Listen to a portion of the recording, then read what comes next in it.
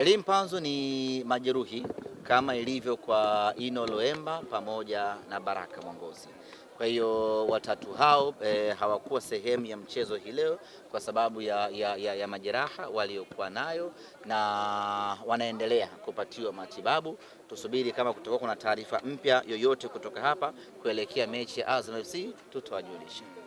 Kwa hiyo tusiwategemee mechi ya. Lakini Elie Mpanzu anadai kudai wanasema kwamba leo hajaonekana kwa sababu amegomea, anataka pesa zake za usajili za mkataba wa usajili juzi mpaka apewe. Ni taarifa ya inasemaje taarifa? Kwamba leo amegoma kujumuika na wenzake kwa sababu anadai yule mkataba wa usajili juzi pesa zake za awali za awamu ya kwanza hajalipwa. Amegoma kuja kwenye mechi? Kujumuika na wenzake kwenda kambini. Mpanzu hayuko kambini.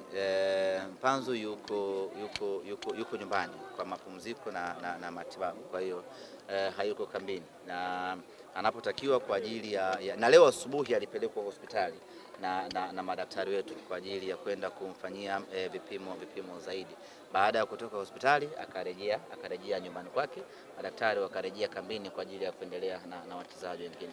Wachezaji wanaokuwa na majeraha ndani ya klabu yetu huwa hawakai kambini, wanakaa nyumbani. Daktari kama kuna matibabu ya kufanyika kambini, anakuja kambini anafanyiwa matibabu anarudi.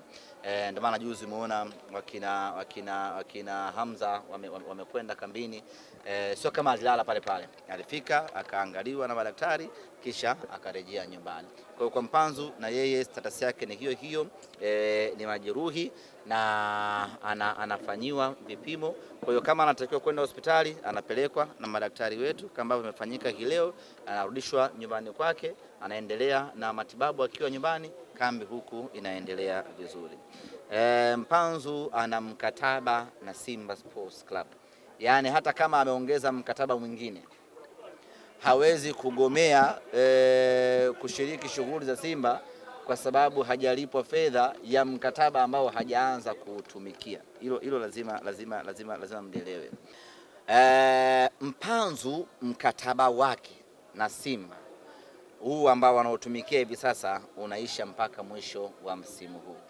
Kwa hiyo hana sababu yoyote, hana excuse yoyote ya kugoma kwa sababu kwa sasa yupo ndani ya mkataba wake huu hapa ambao hadai hata shilingi moja.